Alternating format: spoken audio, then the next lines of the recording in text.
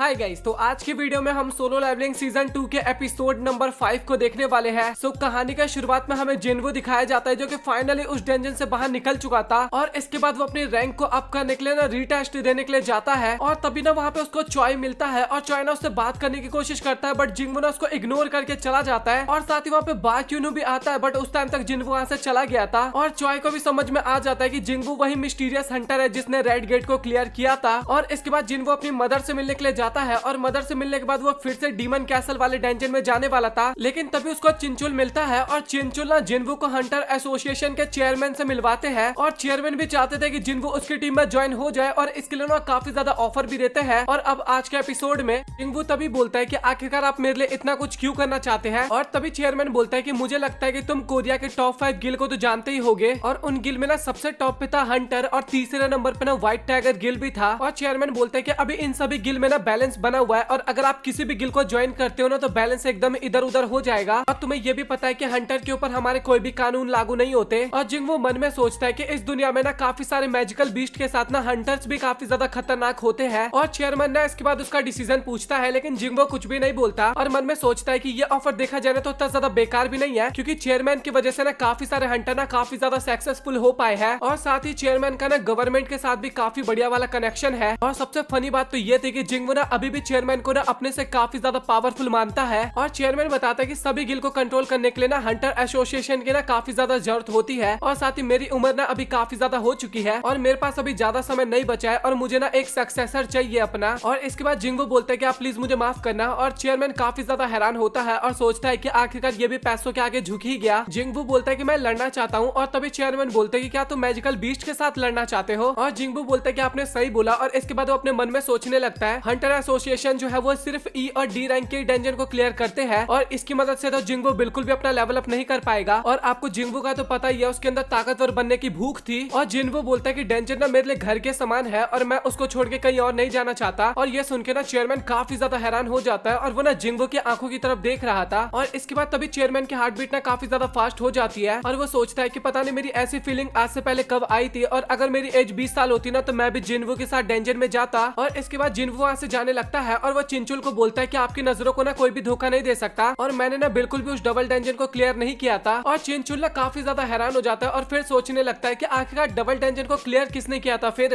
और जिन्वू के जाने के बाद चेयरमैन बताने लगता है कि चिंचुल तुम्हें पता है कि हीलिंग हंटर्स के आने के बाद मुझे लगा था कि मैं अपने बुढ़ापे से बच सकता हूँ और इसके बाद मुझे पता लगा कि हीलिंग मैजिक ना मुझे जवान बिल्कुल भी नहीं बना सकता और हंटर्स काफी ज्यादा पावरफुल होते हैं, हमारे मिलिट्री से काफी ज्यादा पावरफुल है वो और अगर हमने थोड़ी सी भी लापरवाही बरती ना तो वो हमारे लिए काफी खतरनाक हो सकता है। और इसके बाद चेयरमैन बोलते हैं कि जो भी मीटिंग है ना उन सभी को कैंसिल कर दो और हम थोड़ी देर चिल करने के लिए जाने वाले हैं। और इसके बाद हमें डोंगसुक का सपना दिखाया जाता है जहाँ पे जिन्वू के फादर ना डोंगसुक की काफी गंदी वाली हालत कर रहे थे। और इसके बाद तभी हमें डोंगसुक भी दिखाया जाता है जो कि हॉस्पिटल में भर्ती था और लिटरली भाई उसकी हालत ना काफी ज्यादा खराब थी वहाँ पे। और तभी वहाँ पे कोरिया के हंटर एसोसिएशन के ना डायरेक्टर आते हैं और तभी डोंगसुक बोलता है कि आप यहाँ पे किस लिए आए हो। तभी डायरेक्टर बोलता है कि सच बोलना, संग इनवॉल्व क्या सच में एक बीस्ट था। और तभी डोंगसुक बोलता है कि क्या आपका कहने का मतलब यह है कि मैं आपसे झूठ बोल रहा हूँ और मैंने एक इंसान के ऊपर अटैक किया है। और तभी डायरेक्टर ना एक फुटेज दिखाते हैं जहाँ पे जिन्वू के फादर ना कुछ इंसानों को ना बचा रहे थे आग से और डायरेक्टर बोलता है कि अगर वो मैजिकल बीस्ट होता ना तो वो इंसानों की मदद बिल्कुल भी नहीं करता। और तभी डोंगसुक बोलता है कि आप मुझे ये बताइए कि क्या कभी कोई इंसान डेंजन से बाहर निकलते हुए किसी इंसान को देखा है। और ये सुनने के बाद ना डायरेक्टर भी वहाँ पे चुप हो जाता है और तभी डायरेक्टर बोलता है कि तुम्हारी तबीयत ठीक हो जाए तो एक बार ब्यूरो पे आना, मुझे तुमसे कुछ बात करनी है। और डोंगसुक पूछता है कि आखिरकार वो बंदा कहाँ पे है और डायरेक्टर बताता है कि फाइट के बाद ना वो वहाँ से गायब हो गया और हम उन्हें ढूंढने की कोशिश कर रहे हैं बट वो अभी तक हमें नहीं मिला। और डोंगसुक ना काफी ज्यादा गुस्सा हो जाता है और उसको ना जिन्वू के फादर की ना कुछ बातें याद आने लगती है और जिन्वू के फादर ने ना साफ धमकी दे दी थी कि अगर तू कोरिया आएगा ना तो तू जिंदा नहीं बचने वाला और सच बताओ ना तो तुझे नर्क में भी बिल्कुल भी शांति नहीं मिलेगी। और डोंगसुक बोलता है कि आखिरकार मुझे उसने धमकी कैसे दिया और मुझे पता है कि आखिरकार वो कहाँ पे है और कुछ मैजिकल आइटम्स के द्वारा ना मैं उसको काफी आसानी से पकड़ सकता हूँ और बस मैं थोड़ा ठीक हो जाऊँ उसके बाद मैं तुझे बिल्कुल भी जिंदा नहीं छोड़ने वाला। और इसके बाद हमें जिन्वू का सीन दिखाया जाता है जो कि ऑनलाइन ना कोई बढ़िया सा आइटम ढूंढ रहा था और रेड के दौरान जो कुछ आइटम्स होते हैं ना उनको बेचा भी जाता है और कोरिया में हंटर्स की तो कमी है नहीं इसलिए काफी बढ़िया दामों पे बिक भी जाते थे। और जितने भी मैजिकल टूल्स होते हैं ना उन सभी के ना कुछ अलग ही एबिलिटीज होते हैं और सच बताओ तो ये चीजें ना काफी ज्यादा महंगी होती है। एक डी रैंक या फिर ई रैंक हंटर तो कभी खरीद भी नहीं सकता एक तरह से। और वहाँ पे आइटम्स इतनी ज्यादा महंगी थी ना कि जिन्वू सोचने लगता है कि मुझे लगा था कि मेरे पास काफी ज्यादा पैसा है लेकिन उसके बाद भी उसको आइटम्स खरीदने के लिए ना पैसे कम पड़ रहे थे। और जिन्वू ना डीमन कैसल दोबारा जाने की प्लानिंग कर कर रहा था, बट वहाँ पे काफी ज्यादा खतरा था इस बार। कैसल में डीमन भी काफी ज्यादा स्ट्रॉन्ग थे और साथ ही आग की लपटें भी होती है ना चारों तरफ, तो इस कारण जिन्वो को ना एक ऐसा आइटम चाहिए था जिस कारण वो आग से बच सके। और जिन्वो के पास ना मैजिकल और के अलावा ना कुछ भी ज्यादा काम का नहीं था, वही और जो कि मैजिकल पावर को 2 गुना बढ़ा सकता था। और जिन्वो ना उसको बेचने की सोचता है और वो सोचता है कि मैं इसको ना काफी अच्छी रेट पे बेच सकता हूँ और ये तो इलीगल भी नहीं है। और अगर मैं ई रैंक हंटर होने के बाद इसको बेचूंगा ना तो लोगों को मेरे ऊपर काफी ज्यादा शक होगा, और अगर मेरे पास ए रैंक डंजन में जाने का कोई रिकॉर्ड होता ना तो मैं काफी आसानी से इसको बेच सकता था। और वैसे भी ई रैंक हंटर को कोई हाई रैंक डंजन में नहीं जाने देगा। और तभी ना उसको एक क्विज दिखाई देता है ऑनलाइन, जिसके अंदर ना हाई रैंक डंजन में ना लो रैंक हंटर को भी रिक्रूट किया जा रहा था। और इसके बाद हमें चेयरमैन का सीन दिखाया जाता है जो कि जिन्वो का ना 4 साल पहले का रिकॉर्ड मांगता है। और उसको पता लगता है कि 4 साल पहले ना जिन्वो सबसे ज्यादा कमजोर हंटर्स में से एक था। और चेयरमैन बोलते हैं कि कहीं वो फॉल्स रैंकर तो नहीं था ना, और चिंचुल इस बात पे भी मना कर देता है। चेयरमैन सोचता है तो फिर जिन्वो का ना रीअवेकनिंग हुआ होगा। तो चिंचुल सोचता है कि अगर ये सच होता ना तो वो अपने साथियों को ना डबल डंजन में बिल्कुल भी मरने नहीं देता। और चेयरमैन को ये भी पता लगता है कि जिन्वो को ना काफी चोटें लगा करती थी, लेकिन उसके बाद भी वो हंटर की जॉब नहीं छोड़ता। और चिंचुल ना उसकी रीजन भी बताता है क्योंकि उसका फैमिली का कंडीशन ना काफी ज्यादा खराब था। और तभी चिंचुल बताता है कि जिन्वो ना काफी जल्दी एक रेड पे जाने वाला है, वो भी हंटर गिल के साथ। और चेयरमैन ना काफी ज्यादा हैरान होते हैं और सोचते हैं कि केवल उसको बातें बनानी आती थी। और तभी चिंचुल बताता है कि वो ना हंटर गिल के ना माइनिंग टीम के साथ जा रहा है, मतलब की। और इसके बाद हमें हंटर गिल का ए रैंक का डंजन दिखाया जाता है और जिन्वो वहाँ पे माइनर के तौर पे काम करने वाला था। और वो सभी लोग ना जिन्वो का डिटेल भी चेक करते हैं। और इसके बाद माइनिंग ग्रुप का जो लीडर होता है ना वो जिन्वो को सारा काम बता भी देता है। और एक हाई रैंक डंजन में जाने के ना 3 टीम होते हैं। सबसे पहले तो स्ट्राइक स्क्वाड होता है जो कि मैजिकल बीस्ट के साथ लड़ाई करते हैं। दूसरा होता है माइनिंग ग्रुप जो कि डंजन में से क्रिस्टल को बाहर निकालते हैं। और तीसरा होता है हॉली ग्रुप जो कि मरे हुए बॉडी को ना डंजन में से बाहर निकालते हैं, मतलब कि बीस्ट के। और बॉस को मारने के बाद ही दोनों टीम अंदर जाती है, नहीं तो सबसे पहले स्ट्राइक स्क्वाड ही अंदर जाती है। और साथ ही डंजन के अंदर इलेक्ट्रिसिटी भी नहीं होती, इस कारण ना उसको पुराने तरीकों से करना होता है काम, मतलब कि कुदाल और की मदद से। और जिन्वो ने अपनी लाइफ में ना पहली बार एक ए रैंक के डंजन को देखा था। और सच बताओ तो ए रैंक का डंजन ना कैसा होता है, जिन्वो ने यही देखने के लिए यहाँ पे आया था। और इसके बाद हमें स्ट्राइक स्क्वाड का भी सीन दिखाया जाता है और उनको लीड ना चॉय ही कर रहा था, मतलब कि उनका लीडर खुद लीड कर रहा था। और अंदर ना उनको एक भी मॉन्स्टर दिखाई नहीं दे रहा था। और चॉय सोचने लगता है कि सच में इसमें तो काफी ज्यादा टाइम वेस्ट हो रहा है। और इसके बाद तभी वहाँ पे ना काफी बड़े बड़े से मॉन्स्टर आने लगते हैं और चॉय ना फायर अटैक करके ना काफी आसानी से उन सभी को ढेर कर देता है। और वो अटैक इतना ज्यादा पावरफुल था ना कि चारों तरफ ना केवल आग की लपटें फैल जाती है। और उसके जो टैंकर्स होते हैं ना वो भी एकदम रेडी हो जाते हैं शील्ड को लेके आग को देखने के बाद। और चॉय की पावर देखने के बाद ना भाई बाकी हंटर्स काफी ज्यादा हैरान हो जाते हैं। और चॉय वहाँ पे बताता है कि मैंने ना अपनी पावर्स का कुछ % भाग इस्तेमाल किया है ताकि हम मॉन्स्टर की बॉडी का इस्तेमाल कर सके। और इसके बाद वहाँ की आग की लपटें ना खत्म हो जाती है। और हमें माइनिंग टीम का भी सीन दिखाया जाता है जो कि काफी ज्यादा परेशान हो गई थी क्योंकि अभी तक ना स्ट्राइक स्क्वाड बाहर निकली ही नहीं थी। और हंटर एसोसिएशन के बंदे ना उनको और भी ज्यादा थोड़ा वेट करने के लिए बोलते हैं, मतलब कि थोड़ा तसल्ली देते हैं एक तरह से। और इसके बाद फाइनली वहाँ पे स्ट्राइक स्क्वाड ना बाहर निकलती है और जिन्वो ना एकदम शांत कोने में छिपा होता है और उन सभी के ऊपर ध्यान दे रहा होता है। और जिन्वो सोच रहा था कि अच्छा तो ये है सबसे ताकतवर गिल और चॉय हंटर गिल का लीडर है और शायद ये लड़की शायद वाइस कैप्टन होगी। मैं आपको थोड़ा सा एक्सपॉइल कर देता हूँ, जिस लड़की के भी जिन्वो बात कर रहा है ना फ्यूचर में उसी के साथ जिन्वो की शादी होने वाली है। और इसके बाद चा भी बाहर निकलती है और जिन्वो चा का ऑरा देखने के बाद बोलता है कि मैं सोच रहा हूँ कि चा की जैसा ऑरा और कितनी लेडी के पास होगा। और वो सोचता है कि शायद ये ना चॉय से भी ज्यादा ताकतवर हो सकती है या फिर वो चेयरमैन के लेवल की भी हो सकती है। और तभी चा को ना थोड़ा अजीब सा फील होता है वहाँ पे और वो सोचती है कि शायद वहाँ पे चेयरमैन होंगे बट वहाँ पे कोई भी नहीं होता। और इसके बाद माइनिंग गिल जो होती है ना, मतलब की टीम, वो भी अंदर जाने लगती है डंजन के। और एक डंजन कितना ज्यादा पावरफुल हो सकता है ये उसके अंदर के बीस्ट से पता नहीं लगता, बल्कि डंजन के माना से पता लगता है। एक ए रैंक डंजन में ना सारे बीस्ट ना काफी ज्यादा ताकतवर होंगे बट एक बी रैंक डंजन में ना थोड़े बीस्ट कमजोर भी हो सकते हैं। और डंजन के अंदर ना जिन्वो ई रैंक हंटर था ना, इस कारण ना माइनिंग टीम भी भाई उसको कोई भी एक्सेप्ट करने के लिए रेडी नहीं हो रहा था, मतलब कि कोई भी उसको अपनी टीम में नहीं ले रहा था। और जिन्वो सोचता है कि भाई क्या ये मेरे साथ परेशानी, एक ई रैंक हंटर की कोई इज्जत नहीं है क्या। और तभी एक बंदा ना जानबूझकर जिन्वो को छेड़ने लगता है और तभी जिन्वो ना अपनी आंखें दिखाता है उस बंदे को और उस बंदे की वहीं पे हालत खराब हो जाती है। और एक टीम ने अपना काम स्टार्ट कर दिया था जो कि मॉन्स्टर की बॉडी को बाहर लेके जा रहे थे। और इसके बाद माइनिंग टीम का काम स्टार्ट हो जाता है, वहाँ पे जितने भी चीजें होती है ना सारी चीजें कलेक्ट करने का काम था उनका। और इसके बाद ना काफी बड़े मॉन्स्टर को ना बांध के लेके जा रहे होते हैं और जिन्वो ने कैसे बांध के ले जा रहे थे वो चीज देख रहा था।